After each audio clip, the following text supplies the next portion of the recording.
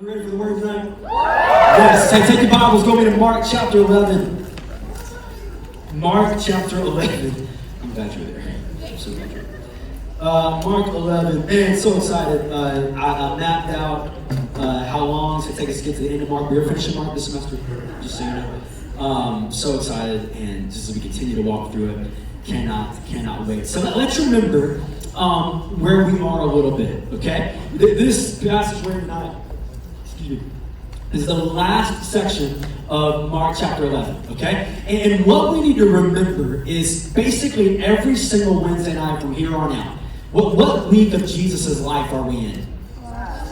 The last one, right? What is waiting on Friday for Jesus in the last week of his life? The cross, right?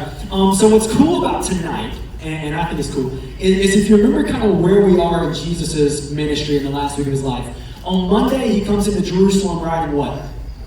A donkey, right? On Tuesday, he curses what? The fig tree. He also flips tables in where? The temple, right? Wednesday, he goes past the what?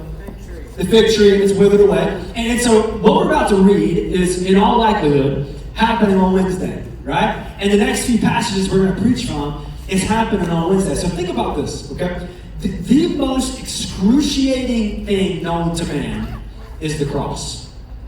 At this time, the most gruesome, the most excruciating, you know Latin for excruciating literally means out of the cross. You know that? So the most excruciating, most gruesome, most horrific, emotionally difficult thing that Jesus is ever going to have to face in his life is on a Friday, and we're here on a Wednesday. Okay? So can you just imagine, just think about it. If we're Wednesday night, you have to face something horrific and terrible and awful 2 days from now. Can you imagine how you'd be feeling? Can you imagine how some of that y'all that freaks out right now just to be even imagining that feeling, right? That's how we kind of need to read the next few chapters in Mark, because the cross is literally less than 48 hours away at this point, or maybe right there at, okay? So does that make it automatically heavier for us? It should a little bit, okay? Because Jesus is that close to the cross. And so to kind of set the stage for tonight, I wanted to say, everybody picture like a Western, a movie. You know, how many of y'all have actually never, ever seen a Western? That's sad. That's sad, isn't it, Will? That's sad. That's just sad. That's sad. Will, what's the best Western recommendation for me? Outlaw Josie Wales. What's that? What? Outlaw Josie Wales. Outlaw Josie Wales. Everybody, that's your homework. Go read the Bible more and watch Outlaw Josie Wales. Okay, that's your homework. But if you've never seen a Western, you've probably seen a clip of it, right? Or just imagine your favorite superhero movie or something. There's always a moment where the hero comes in contact with the villain. Right? Typically in Westerns, they walk out of a saloon into a dusty street, and the street kind of clears, right? And you hear that music, and the tumbleweed goes across. Yeah, everybody know what I'm talking about, right? Or in a superhero movie, they kind of meet in a similar fashion, and there's typically slow motion involved. There's typically dramatic music that's happening. I've not seen Spider-Man yet. Don't spoil it for me. I know I want to see it so bad. But I imagine there was a moment like that in Spider-Man. Probably so, right? Where you have the hero going face to face with the villain. You know what I'm talking about. Can you imagine this in your mind? That's kind of a good imagery to have in our head as we're going to attack the next few passages in the Gospel of Mark. Okay? But because Jesus, in the next few chapters that we're in the next few passages, really the next 5 or 6 weeks, we're going to make a little mini series out of this. Jesus is coming head to head against his biggest earthly opponents. Right? His biggest earthly opponents, guess this, was not Rome. His biggest earthly opponent was not really, politically powerful people. I guess these guys arguably kind of were politically powerful. His biggest earthly opponents was the religious leaders of the day, right? The scribes, the Pharisees, the Sadducees, the elders, the chief priests. These men hated Jesus, and here in this passage today, we're going to see them come head to head. So does anyone like showdowns like that? Anyone like fights like that? The next few weeks are for you. Okay, so let's dive in and let's see what happens here together. Verse 27, Mark 11, 27. Hey, I want to challenge you. Help your neighbor listen tonight. Okay? Help you, everybody right here. Look at me right here. Right here. Everybody right here. Help your neighbor pay attention tonight. All right? Help your neighbor focus in tonight. And let's listen into what God's word. Remember when we were talking about the temple a couple weeks ago, how people were walking through the temple and it was distracting? Remember us talking about that? Man, let's love our neighbor tonight in the way that we lean in and let's focus. Maybe that means you need to slap someone in the back of the head or elbow someone. I don't know what that means. But let's help one another do that tonight. You okay with that? That was not good. Next time. Good? All right, let's do it. Verse 27. It says, and they came again, that's Jesus and his disciples. They came again to Jerusalem. And as he was walking in the temple, the chief priests, the scribes, and the elders came to him. So these are the enemies, right? These are the opponents. And they said to him, by what authority are you doing these things? Who gave you the authority to do them? Right? So you have Jesus' opponents. Let's picture this. The chief priests, the scribes, and the elders, they're walking in the temple. They walk up to Jesus. And now, these guys we know in history, they disagreed on a lot. Right? They had a lot of disagreements on philosophy, and theologically they had some disagreements, but here's one thing they unanimously could resolve around, is that they really did not like Jesus. Okay? These guys were not big fans of Jesus. They kind of hated Jesus. Anderson, guys right here. Let's all hang in, okay? Help me out. What we just talked about. Help me out, okay? Help me out. They hated Jesus, okay? And I always wondered this, or I think for a long time I wondered. I never fully understood what was it that put Jesus on the cross, right? Like, what was it that made men hate him so much? So, I mean, Jesus, all he did was help people, right? Jesus loved people. Jesus taught good things like love your neighbor and all these things. What was it that made them want to put Jesus on the cross? Here's why the chief priests and the elders and the scribes, here's why they hated Jesus. You ready? They hated Jesus because Jesus claimed to be God. Okay? So if you're taking notes, this is why. If you ever have anyone ask you, like, why did people crucify Jesus? Why did they want him? These men hated Jesus. It infuriated them when Jesus would make claims like this. Right? When Jesus would claim to be God, because that was blasphemy to them. That would be blaspheming against the name of God. And so this just stirred up hatred, and they hated Jesus for it. So when they come here, they ask Jesus, by what authority are you doing these things? What are they talking about? Anyone have any guesses? What things are they talking about? What are they mad about? Okay, miracles, maybe a little bit. Cleansing the Teach a little bit. What? Cleansing the temple. Yeah. Remember what happened. So remember, we got to think about this. This all happened in 1 week. Okay? What happened on Tuesday? He flipped tables, right? Like, Jesus went to the temple and he flipped some tables.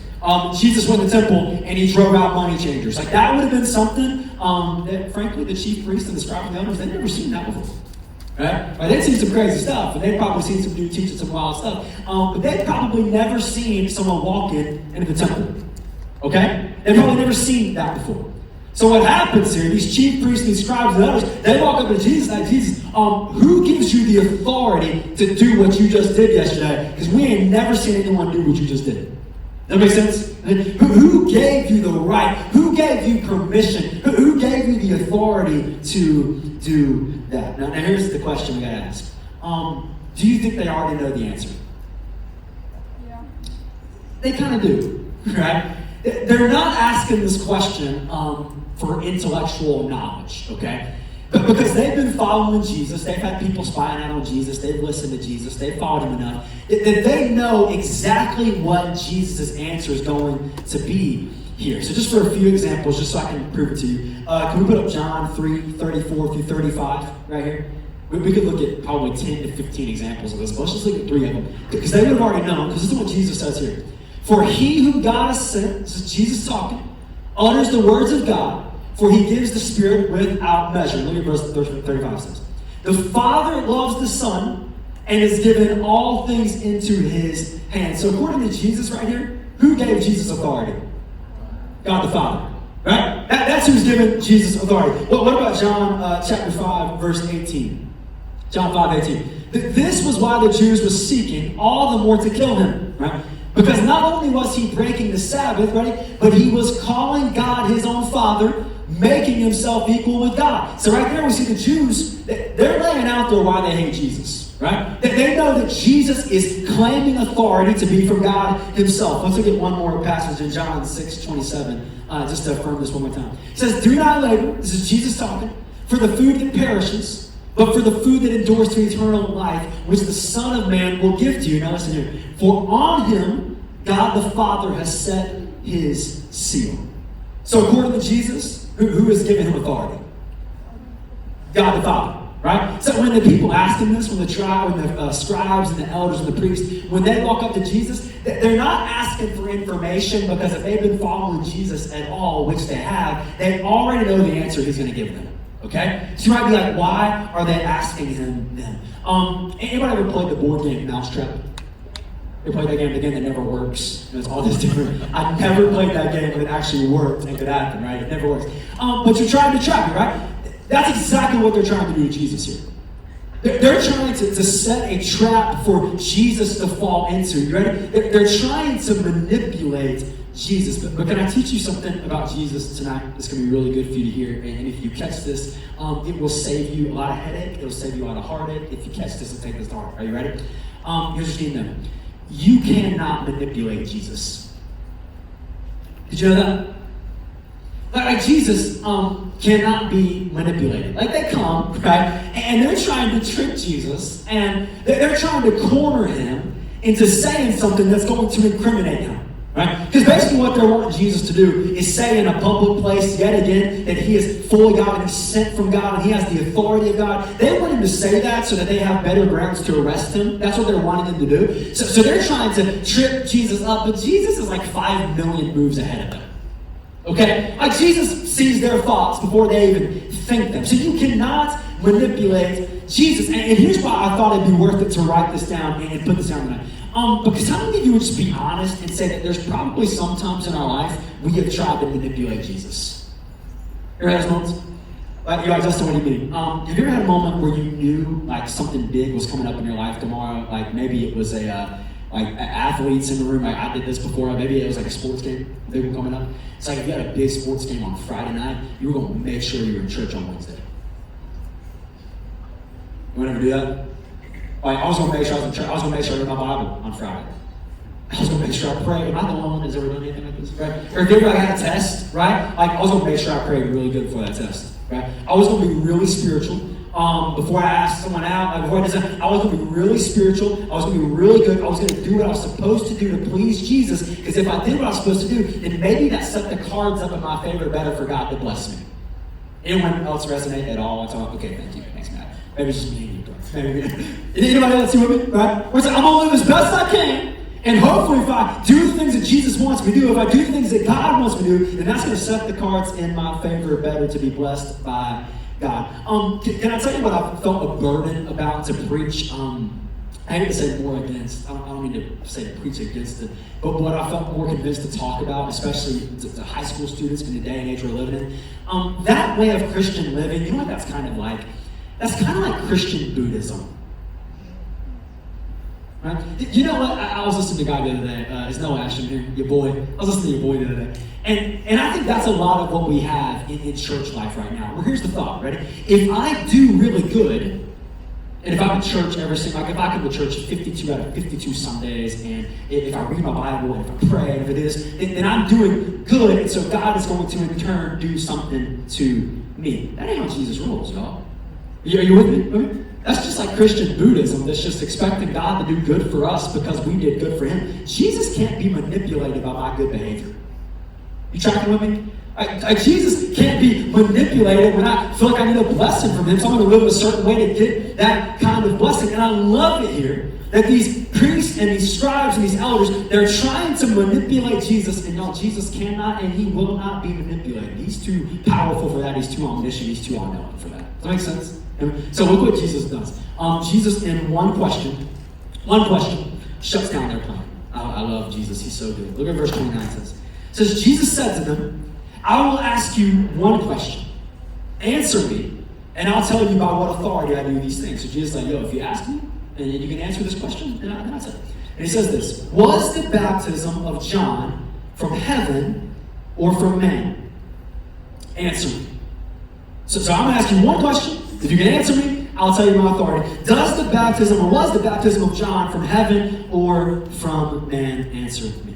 Do you know what the saying means when someone says, I'm between a rock and a hard place? You ever heard that saying? where it's basically like you're in a spot and there's really no good way to get out, right? You ever had a moment where like two friends invited you to this, like a different function at the same time on the same night, and you had to say no to one of them? You ever had those moments? No. Am I just the only one experiencing these things? You know what I'm saying? And like you felt bad where it's like, if you said yes to this person, you're gonna get hurt in that person. If you said yes to that person, you're hurting that person. You can't just back out because then you just lame. You know what I'm saying? You're in a rock and hard place. Man. I love what Jesus does, because in one question, he puts these guys in basically an impossible situation. Because here's what Jesus basically means from this question, okay? He's talking about John the Baptist. Remember John the Baptist? Remember? What did John the Baptist do? Someone tell me. Prepared the way for Jesus. John, we said this in Mark chapter 1, John would have loved our name, right? Because literally John's life was he pointed people to Jesus. That's what he did, right? Literally what John did was point people to Jesus. And so that's what he's talking about here. And basically Jesus is asking this, hey, was John's ministry ordained by God? Or was John just a normal dude? That makes sense? That's kind of what Jesus is asking. What was John's ordained by God? Or was John a normal dude? Now you might be like, why is that a rock in a hard place question? Like why? Well, the Pharisees are about to tell us. Look at this as in verse 31, with the scribes and the elders and the priests. So they discussed it with one another. So you can imagine they're huddling back up together. Like they say, hey, Jesus, give us a second, give us 5. They come back and they huddle together. And they say, if we say from heaven, then he will say, why then did you not believe him? But shall we say from man? For they were afraid of the people, for they all held that John was really a prophet. Justin, what's going on? So think about this. They basically get back in the huddle and like, okay, we have 2 options. We say that John was from God, or we say that John was from man. The problem, if they say that John was from God, is this. If they say John was from God, then they have to admit that Jesus is what? From God, right? Do they want to do that? No, because they do not like Jesus, right? So they admit that John was from God, because guess what John was teaching about Jesus? Like John was telling them about Jesus. He's the Messiah, right? John was preaching about Jesus, like, behold, this is the Lamb of God who takes away the sins of the world. This is the dude you're looking for. John says it's not about me, it's about him, right? John is teaching all of those things about Jesus. So the scribes and the elders and the priests, they really don't want to say that John is from God, because if they say John's from God, then they got to admit that Jesus is from God, and they really don't want to do that because they're actually trying to find a way to kill Jesus, not promote Jesus, right? So they can't answer that. Okay, that just is not going to work for them. But on the other hand, if they say that John was from man, what's it say the people are going to do? Or what does it say they're afraid of the people? I guess I just told you that. Yeah, they're afraid of everybody else, right? Because here's what happened. The people in that day and age, they definitely loved John, right? I mean, Jesus says that John the Baptist was the greatest man that ever lived. That's what Jesus says, right? So the people of this day and age, they loved John. They adored John. Listen here, they for sure thought John was a prophet. Well, like they for sure, no question about it, they thought John was of God. So here's where the scribes and the elders and the priest's dilemma is. You ready? If they say John's from man, then they're afraid that people are going to be ticked off with him. And Luke chapter 20 tells us that they're afraid that the people are going to stone them. Right? So they can't say that John is from God, because then that means they have to admit what? Jesus of God. And they can't say that John's of man, because then what might happen? Yeah, they might get stoned, right? So here's what we learn about all these religious leaders, right? These religious leaders are really just spineless cowards. You notice that? It's pretty much what they are. Right? They're pretty much spineless cowards. They claim to have authority because they did. We're going to get to that in a few verses in Mark in chapter 12, when Jesus talked about how they walked around with their flowing robes and they're showing off all this authority they have. They claim that they have authority, but yet they're unwilling to answer to Jesus, right? So they don't have that much authority. And they're spineless because they don't want to say that John was just a man, which is really probably what they believed, right? But they don't want to say that because they're too scared of the opinions of other people and what other people are going to do to them. That's who these people are, right? So what do you do when you can't pick this option and when you can't pick that option? What do you do? Shut up. You just say you don't know, right? Look at what the next verse says. One question just puts a rock in our place, verse 33. So they answered Jesus, so we don't know, right? We can't choose this because we admit Jesus is God. Can't do this, we might get stoned. So bro, we don't know. And Jesus said to them, neither will I tell you by what authority I do these things. I love it that they won't give Jesus an answer. So you ready? Jesus doesn't have to give them one. Right? Like Jesus, I think it's a good thing that we ask God questions. Like Job asked God questions, you know what I'm saying? And God kind of lets him have it a little bit in a cool way. But I don't think it's, people always ask me, is it bad to ask God questions? No, I don't think it is. But God's not entitled to answer you. Do you know that? Now listen, he'll answer you in saying yes or no or not yet. But like, when you want to know why, God don't have to tell me why. Like, do I think I'm really that big enough to think that the God of the universe deserves to give me a reason why?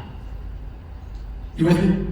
He's not entitled to give these guys an answer, especially right here, when they're wanting it, they're asking the question for a bad reason, right? They're asking the question to trap Jesus. Jesus doesn't have to give them an answer. And so their religious arrogance and their desire to please the crowd is going to leave them missing out on who Jesus is. That they're simply unwilling to answer the question, was John from God or was John from man? And they won't answer it so they don't find out what kind of authority Jesus has.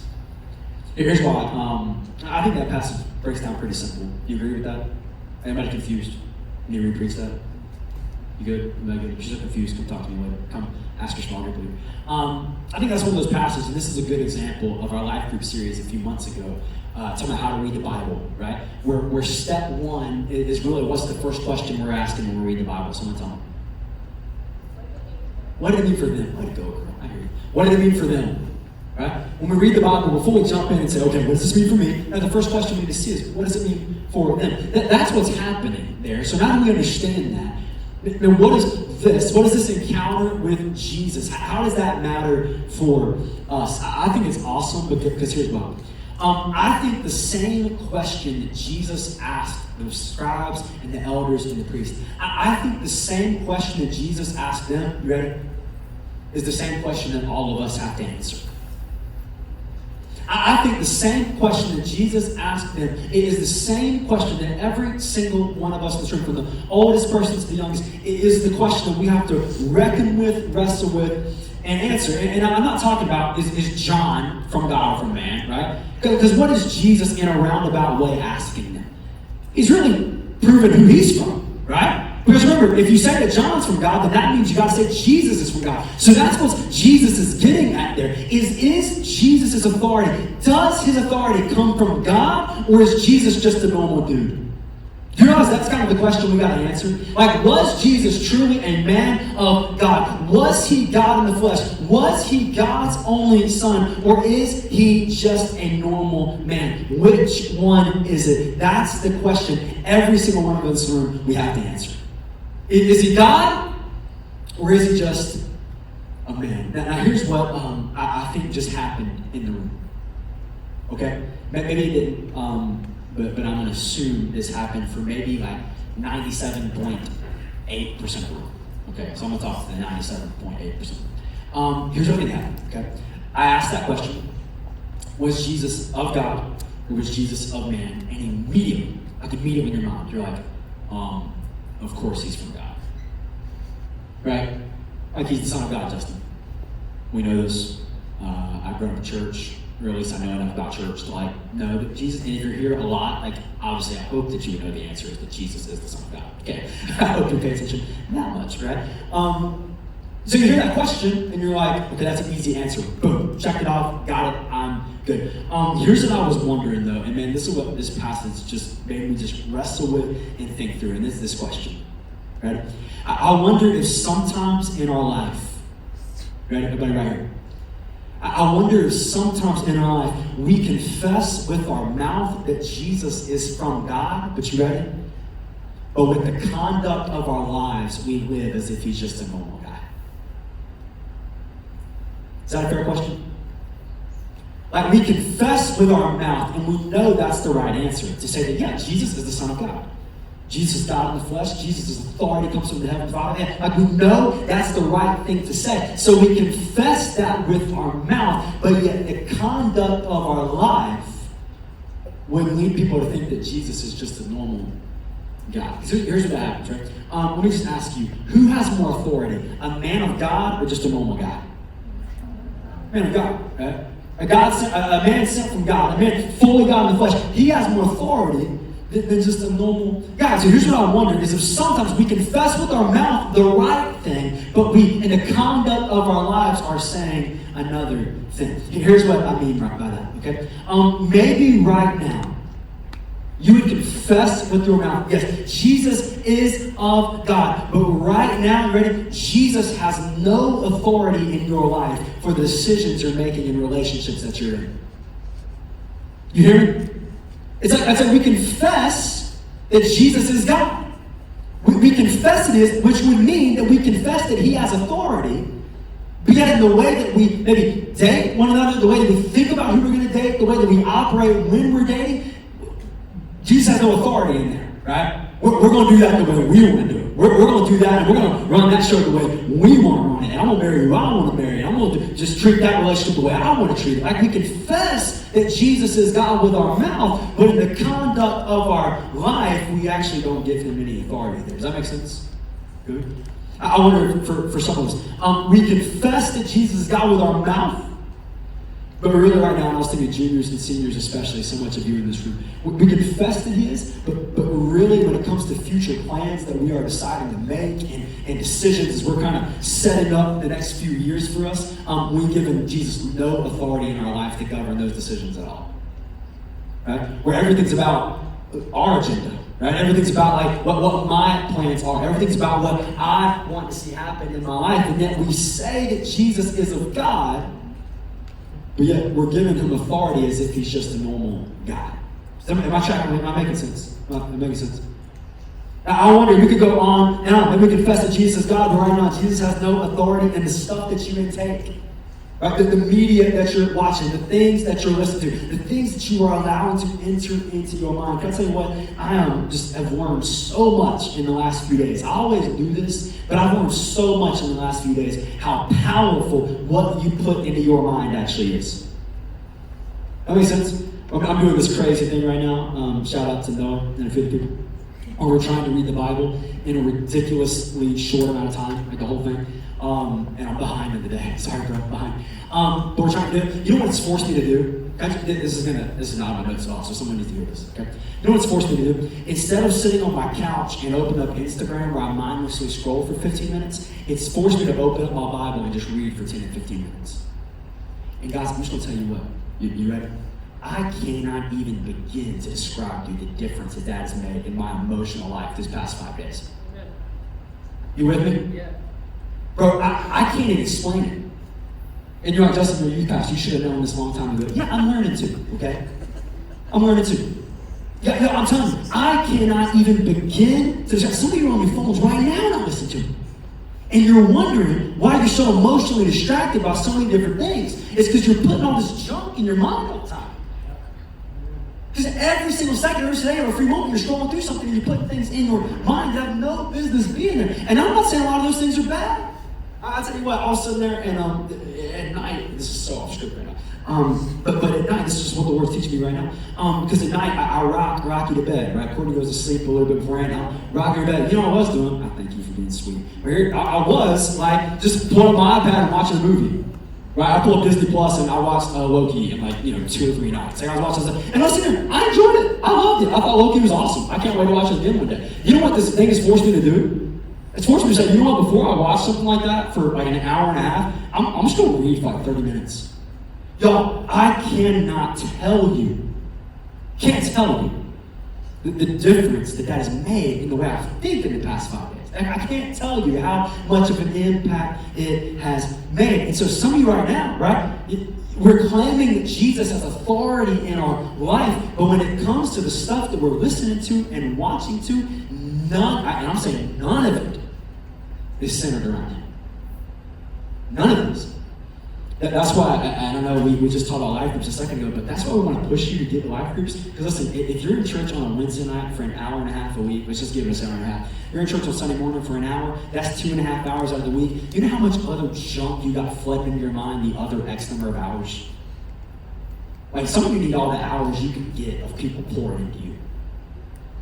So some of you need all the hours you can get where we're forced to look in the Word and study together. Because see, we oftentimes will say that Jesus has authority with our mouth, but in the conduct of our life we live as if He does not. Am I making sense here? Because can I tell you what I was thinking about? I don't know what's worse. I don't know what's worse. I don't know if it's worse. Actually, I think the way we do it is often worse, if I had to pick one.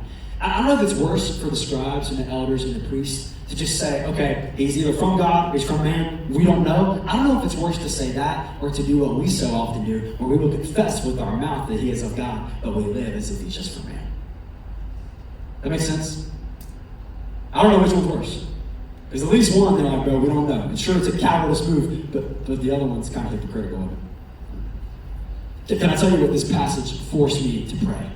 Right? I've been thinking about that a lot this year. What am I praying for in 2022? What are the things I'm asking God to do in my life? Can I tell you what he's been challenging me through this passage, right? Here's what I'm praying for in my life based on this passage. Ready? One word.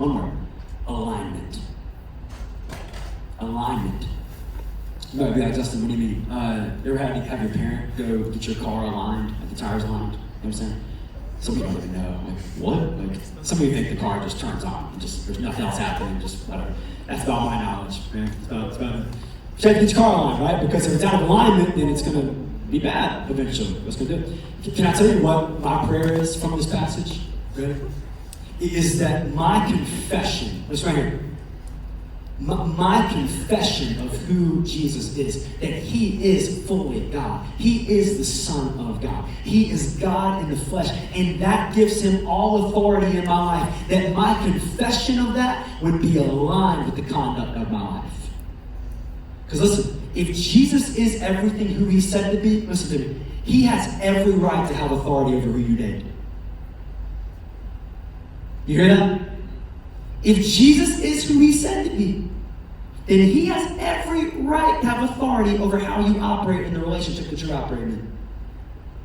If Jesus is who he says he is, then he has every right to have authority over every single aspect, every single thing of our life. And the hard part is so often I confess that with my mouth, but it's really hard to surrender that to his will. Does that make sense? Am I being clear tonight? Yep. I mean, that's what I'm praying for is alignment. Right? That I don't want to be like these people in here that just say, no, I don't know. No, I want to confess Jesus is of God. That's who he is. And if Jesus is of God, that means he has all authority. We just read in John chapter 6 that the Father has given him all authority. And if he has all authority, that means, you ready? What he says in my life goes. What he says in my life dictates my future. What he says in my life dictates my agenda. It dictates my plans. It dictates my steps. I want my conduct to be in alignment with what I confess. Anybody else with me? I think that's a good prayer to pray. I think that's a good prayer to pray. And here's where that gets really hard. I think it's really hard. And this is what ultimately was the biggest crippling thing for the Pharisees, right?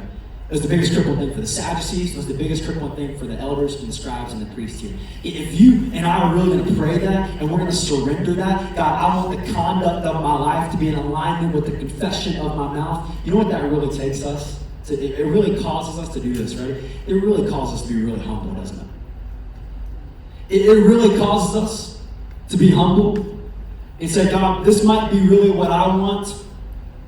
This might be what my flesh really wants, but God, your word clearly says that I'm supposed to do this. And even if I'm unhappy right here, even if I'm doing this, God, I'm going to be obedient to what your word says. It causes us to be humble, and it really, you ready? It causes us to crucify our pride, doesn't it? It causes us to put our pride to death and say, Jesus, you are fully God. You have all authority that's been given to you. You are God in the flesh. So Jesus, I want my life to line up with what your word says. So I'm crucifying my pride and giving you every authority of my life. That makes sense? I mean, that's what our call is. And I know sometimes when we talk about surrendering like that, I know sometimes when we talk about really laying down ourselves. What did Mark chapter 8 say? Denying ourselves, taking up our cross and following him. I know sometimes that can kind of make us feel a little weak, right? It's like, man, living the Christian life just seems so weak. It's just a life of surrender. It's a life of dying to yourself. That's exactly what it is, right? That's exactly what it is. But I know sometimes it can feel like, man, that's so weak. But here's what's awesome. Here's what I hope we see tonight, right? Here's what I hope we see. Is that as we do this, as we align ourselves to the authority of Jesus and who Jesus is, this is the way I wrote it down, and I love the way this came out. 1 ounce of his authority is far more powerful than any amount of authority you can muster up on your own. You hear me? Like 1 ounce.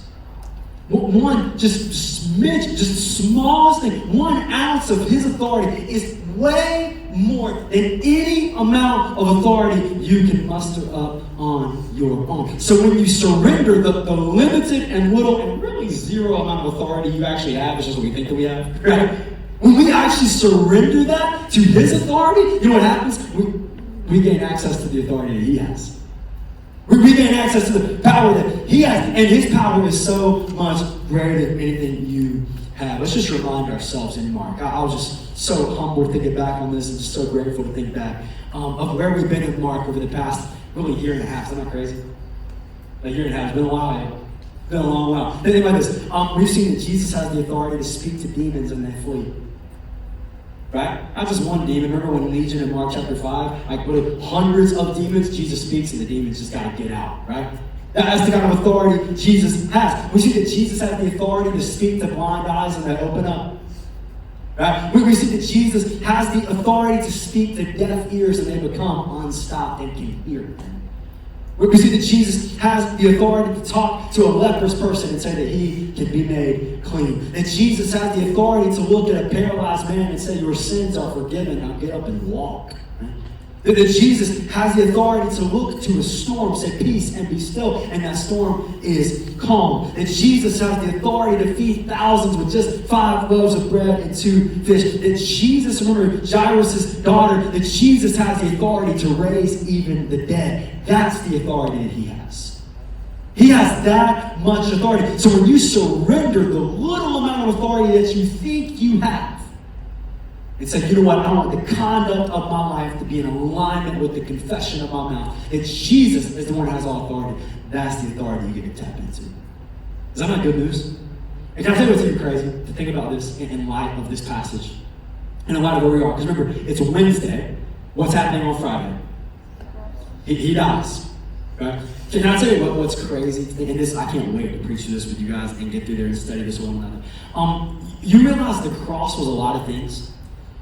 But in a lot of ways, you ready? It was a symbol of Roman authority. You agree with that?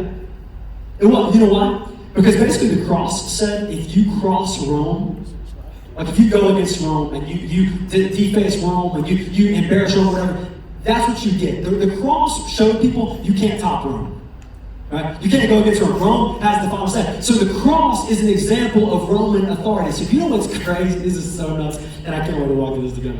When Jesus is on the cross, you ready for what it looks like to man's eyes? You ready? It looks like Rome has more authority than Jesus. Picture that for just a second.